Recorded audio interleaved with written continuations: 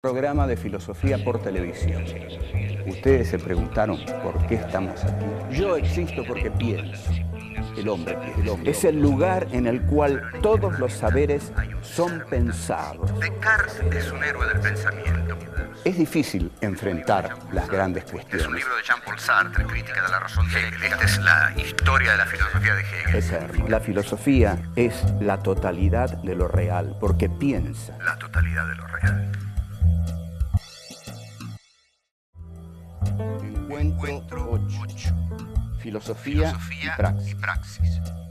¿Qué conceptos toma Marx del pensamiento de Hegel? ¿Qué es el materialismo histórico? ¿Cuál es la función de la filosofía según Marx?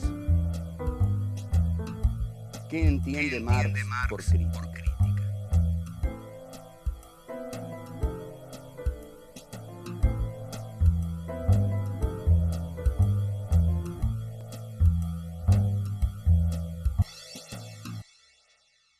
Hablar de Marx en la Argentina no es lo mismo que hablar de Marx en la Sorbona, o en Harvard, o en Princeton. Hablar de Marx en la Argentina es, para mí, por ejemplo, tener un poco de miedo, o recordar el miedo. Acá, en una denominada lucha contra el marxismo internacional, se mató a demasiada gente. Marx y el antimarxismo y la lucha contra la subversión marxista fue ejercida con una impiedad y una crueldad nunca vistas entre 1976 y 1983.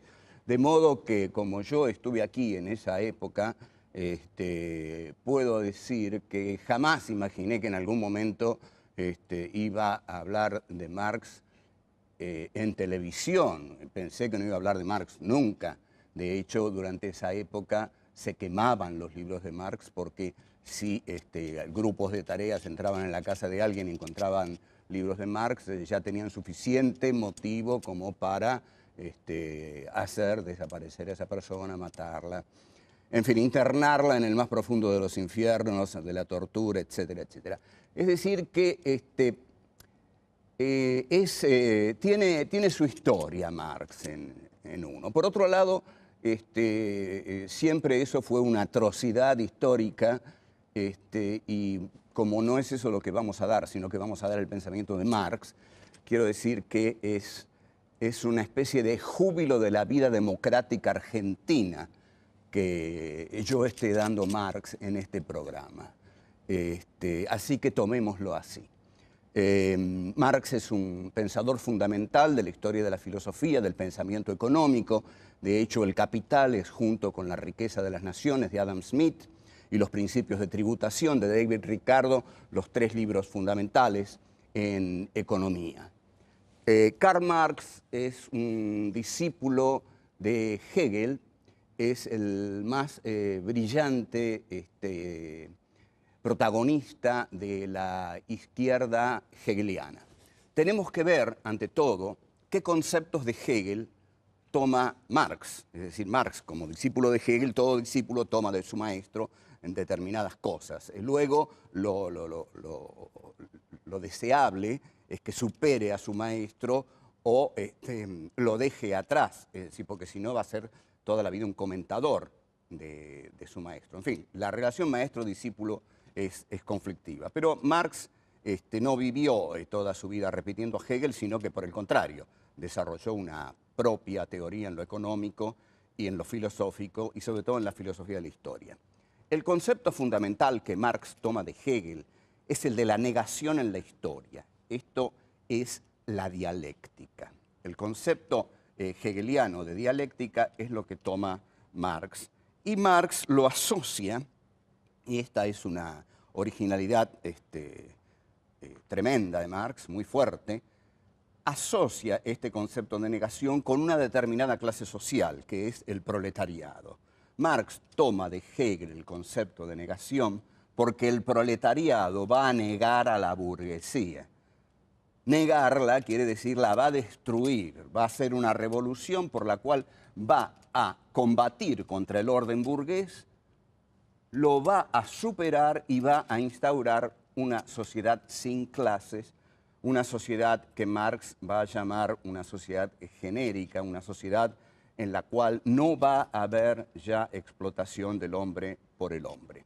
Entonces, el concepto de negatividad para Marx siempre va a estar ligado a la praxis del proletariado, a la praxis política, social, sindical del proletariado. Pero si nosotros hablamos filosóficamente, la negación dialéctica en Marx se encarna en el proletariado.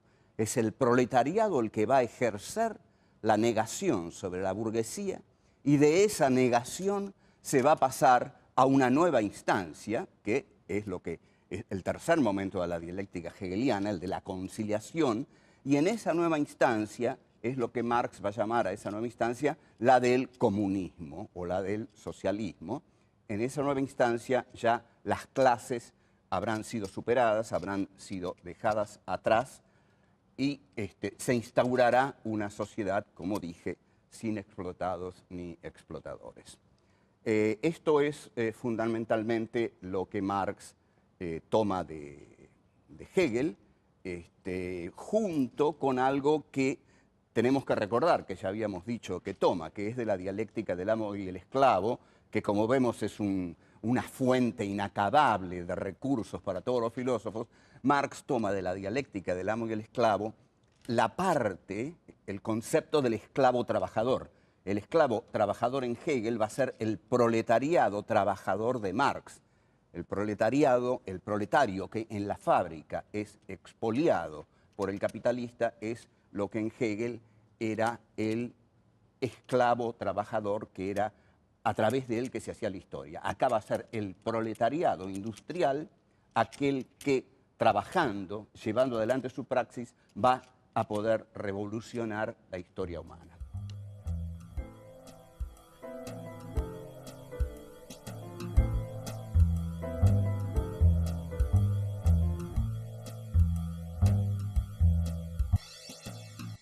El materialismo histórico es la concepción que Marx tiene de la historia.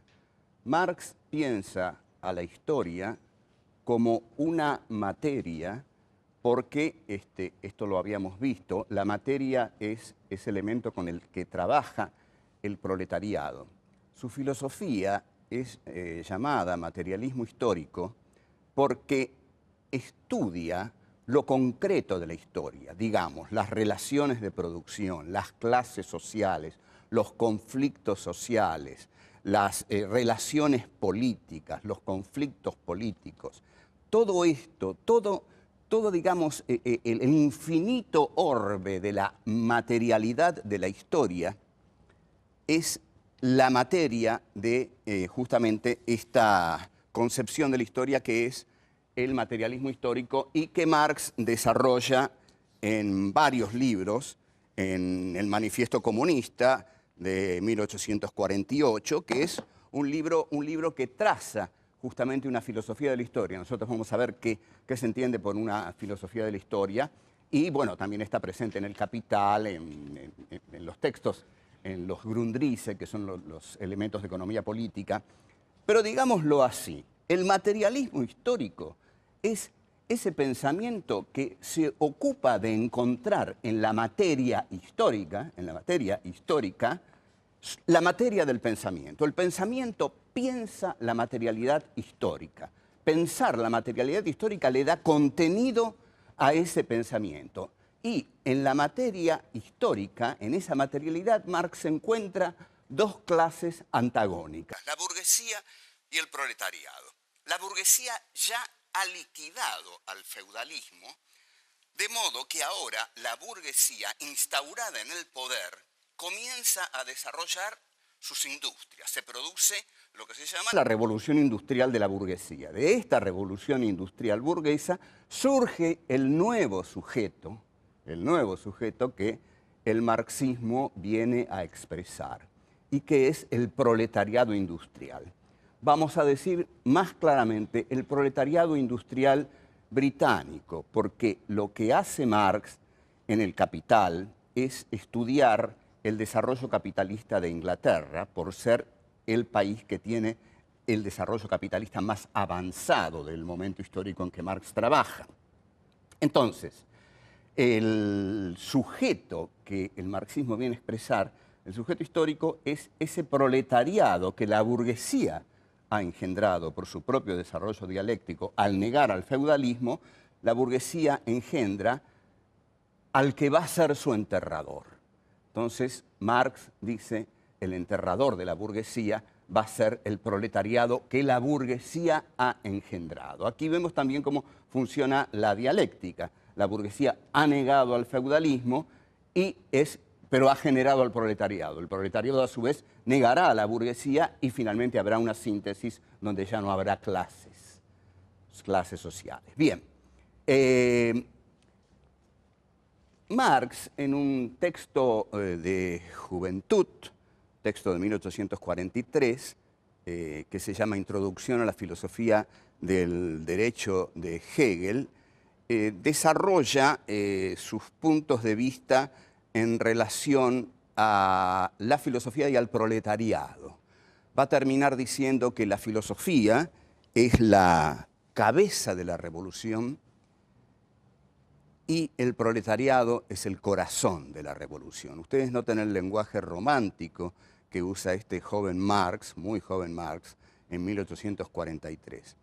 En las primeras páginas de esta introducción a la crítica de la filosofía del derecho de Hegel, Marx habrá de volcarse críticamente contra la religión y va a escribir una de las frases más conocidas, más mal interpretadas, más bastardeadas de toda su obra. Una frase que dice: la religión es el opio del pueblo. La frase es muy fácil de entender. Yo hoy podría decirles a ustedes: Internet es el opio del pueblo. Y ustedes me entenderían muy bien lo que estoy diciendo. Podría decir, yo qué sé, bailando por la escoba es el opio del pueblo. Show ping pong a las 21:30 de la noche es el opio del pueblo. O sea, hay muchas maneras de opiar al pueblo. Para Marx, la manera fundamental era la religión. De todos modos, retengamos esto: Internet es el opio del pueblo. Pero bueno, para Marx era la religión. ¿Por qué? Porque la lucha de Marx va a ser que el proletariado, que los humillados de esta tierra tomen conciencia de su situación ignominiosa. Tomo deliberadamente el lenguaje de este joven Marx. Lo que Marx va a decir: yo no puedo decirle a un explotado de esta tierra que le espera el cielo como recompensa, porque entonces él nunca se va a rebelar. Lo que yo necesito, dice Marx, es que la gente se rebele contra su situación ignominiosa. Pero si les prometo el cielo, ¿para qué se van a rebelar si tienen la eternidad celestial para vivir felices? Entonces lo que Marx dice es: no se trata de ocuparnos del cielo, lo que se trata es de ocuparnos de la tierra. Es en la tierra donde los hombres sufren.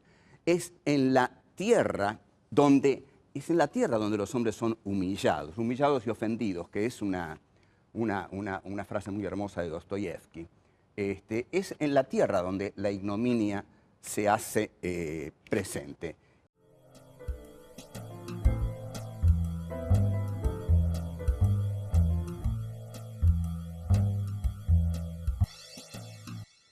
Si la ignominia se hace presente en la tierra, la lucha por superar la ignominia se tiene que dar en la tierra. Es así entonces, desde esta perspectiva, que Marx dice que la religión, en tanto que le promete a todos el reino de los cielos, es el opio de los pueblos, porque le está diciendo a todos: el sufrimiento que ustedes padecen ahora no tiene importancia, porque les espera a todos ustedes el reino de los cielos. Los hombres no pueden pensar en el reino de los cielos. Los hombres no pueden esperar a que vengan, diría Marx, los buenos curas a decirles que todo sufrimiento será recompensado en el más allá, porque la lucha tiene que ser dada en el más acá. En consecuencia, ese es el concepto que tiene de la religión como opio del pueblo, es decir, la religión como aquello que adormece las luchas de los hombres en la tierra por superar su indignidad social. Este es el concepto. Ahora, la filosofía, tal como la entiende Marx, es una filosofía de la praxis. ¿Por qué es una filosofía de la praxis?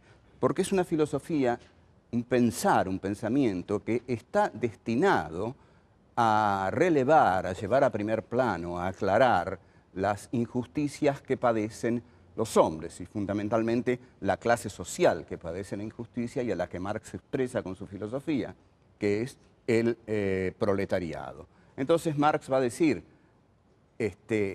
tenemos que criticar lo que pasa en la tierra. La filosofía de la praxis lo que plantea es que hay que revolucionar las estructuras por las cuales los hombres son sometidos. Y esas estructuras, finalmente, en su gran formulación que va a dar Marx en El Capital, en 1867, en su gran obra El Capital, son las estructuras, son las relaciones de producción, el sistema de producción capitalista. Entonces, la frase con que Marx expresa esto, una famosa frase, que no bien yo la diga, muchos de ustedes la van a reconocer, porque ha sido muy dicha, y es muy dicha porque es muy contundente, está en un texto llamado Tesis sobre Feuerbach. Feuerbach era un filósofo que había filosofado sobre la religión en sus escritos sobre el cristianismo. La tesis 11 es la más famosa de todas y es la que expresa más acabadamente el pensamiento de Marx. Marx dice en su tesis 11 sobre Feuerbach, hasta ahora, de un modo u otro, los filósofos se han encargado de interpretar el mundo. De lo que se trata es de transformarlo. Esta es la filosofía de la praxis. La filosofía de la praxis es aquella que pone el pensamiento al servicio de la transformación de la realidad. Entonces, la unión entre el pensamiento y la materia da el concepto de praxis, porque justamente Marx no niega la filosofía en absoluto, porque se han hecho críticas tremendamente injustas sobre la tesis sobre Feuerbach. No crean ustedes que todo lo que yo voy a decir de Marx es a favor de Marx, al contrario, cuando llegue el momento le voy a dar con un caño, quédense tranquilos, los que estén preocupados por eso. Yo tengo muchos puntos de disidencia con Marx, pero esto, digamos, yo lo estoy exponiendo. No todo lo que yo expongo estoy de acuerdo con eso. Lo que pasa es que uno expone las cosas con pasión porque de algún modo está enamorado de los grandes pensadores de la filosofía, porque todos han sido grandes. Ahora no quiere decir que uno acuerde con todo, pero esta tesis de Marx, si somos justos con ella, vamos a ver que algunas críticas son infundadas. Y la crítica fundamental es la que le dirige Martin Heidegger. Heidegger dice que Marx niega a la filosofía y muchos de sus discípulos se agarran de lo que dijo Heidegger para repetirlo. Lo que dice Heidegger es que Marx propone transformar el mundo y no pensar, porque la primera parte de la tesis 11 dice, hasta ahora los filósofos se han encargado de interpretar el mundo, de lo que se trata es de transformarlo. Pero no está negando la necesariedad de la interpretación del mundo. Al contrario, hay que transformar el mundo, pero para transformar el mundo hay que interpretarlo. La interpretación del mundo forma parte de su transformación. Nadie puede transformar un mundo que no ha interpretado, que no ha conocido, que no ha conceptualizado. Es decir, la praxis revolucionaria va unida a la praxis del conocimiento de la materia que el revolucionario quiere transformar. En este sentido, Marx va a establecer dos conceptos que son muy claros en su opción filosófica. A uno lo llama armas de la crítica. armas de la crítica. Vamos a ver qué es esto. Las armas de la crítica es la crítica, es decir, la crítica entendida como conocimiento de la realidad. O sea, que las armas de la crítica es aquello que el pensamiento conoce de lo real. Es necesario conocer lo real para transformarlo. En realidad, voy a decir que el conocimiento de la realidad se da en la medida en que se la transforma. Son dos decursos que van paralelos.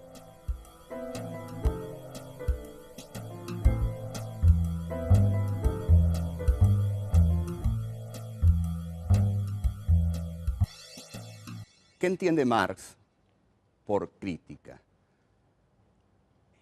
Por crítica, Marx entiende el develamiento de una situación. Por crítica, Marx entiende tornar claro algo que estaba oscuro. Una toma de conciencia. Digamos, una persona puede padecer toda su vida una situación ignominiosa, por seguir usando esta palabra. Pero si en algún momento no se da cuenta de esa situación, no toma conciencia de su situación de ignominia, siempre le va a parecer natural lo que está padeciendo. Es necesario que en algún momento tome conciencia de lo que le está pasando. Cuando toma conciencia de lo que le está pasando, ahí está viendo su situación desde una perspectiva crítica. La perspectiva crítica es aquella que nos dice si lo que nos pasa está bien o está mal, si lo vamos a tolerar o no lo vamos a tolerar, si vamos a seguir así o no vamos a seguir así. En consecuencia, la crítica es aquello que acompaña a la conciencia.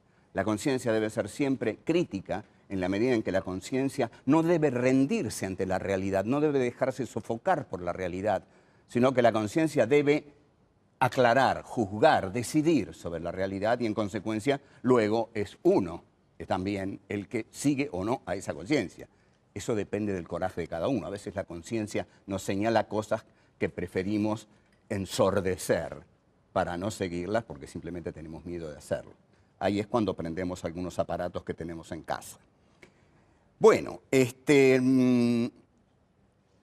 Marx habla de la crítica de las armas. Lo que va a decir aquí Marx es que no solo es necesario comprender, entender que la situación de una sociedad es injusta, lo que serían las armas de la crítica, sino que luego viene la parte de la crítica de las armas. Es decir, que aquí Marx habla claramente de la violencia. En el final del Manifiesto Comunista, Marx dice, los comunistas no ocultamos nuestros proyectos, nuestro proyecto fundamental es derrumbar por la violencia al régimen capitalista e instaurar en su lugar el régimen comunista. Esto es lo que Marx va a llamar la revolución. Es muy importante en este punto porque la violencia es un tema muy difícil de tratar, y alguna vez quizás, si tenemos suerte, podríamos dar un curso que se llamara Pensar la violencia, porque en un país que ha sufrido tanto la violencia como la Argentina, es fundamental que la pensemos, en primer lugar para que deje de sufrirla, para que no la tengamos que seguir sufriendo. Lo que Marx va a decir, y esto es muy importante, es que la violencia siempre va unida a las masas. Esto es totalmente contradictorio con ciertas teorías de las guerrillas del siglo XX. Por ejemplo, la más célebre es la de Ernesto Che Guevara, es la del foco guerrillero, que Guevara plantea la teoría del foco guerrillero, en la cual lo que dice es que un pequeño grupo puede galvanizar después a toda una sociedad a partir de su praxis vanguardista, iluminista, foquista. Pero Marx de ningún modo consideraba a la violencia foquista, ni se le había pasado por la cabeza eso.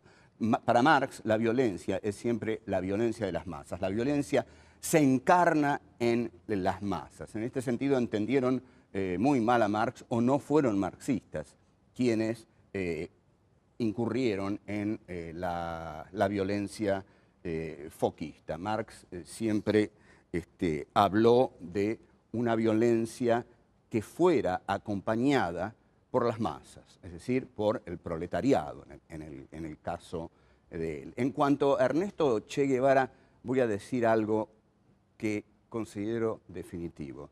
La teoría del foco guerrillero yo considero que es totalmente equivocada, porque cuando las masas son dejadas de lado, cualquier operativo revolucionario se extravía.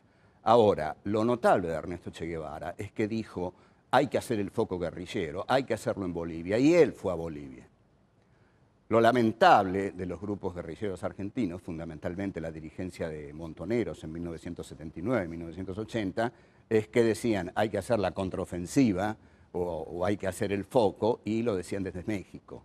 Firmenich, por ejemplo, personaje nefasto, lo decía desde México y mandaba a morir a milicianos que no habían cumplido 20 años. Bien, recordemos esto. Para Marx, la violencia siempre está protagonizada por el pueblo, por las masas. Hasta luego.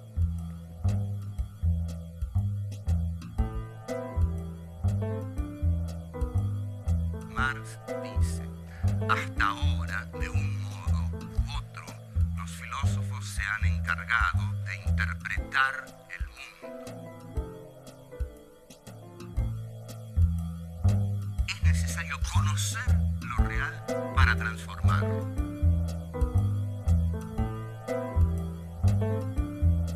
Es en la tierra donde la ignominia se hace presente.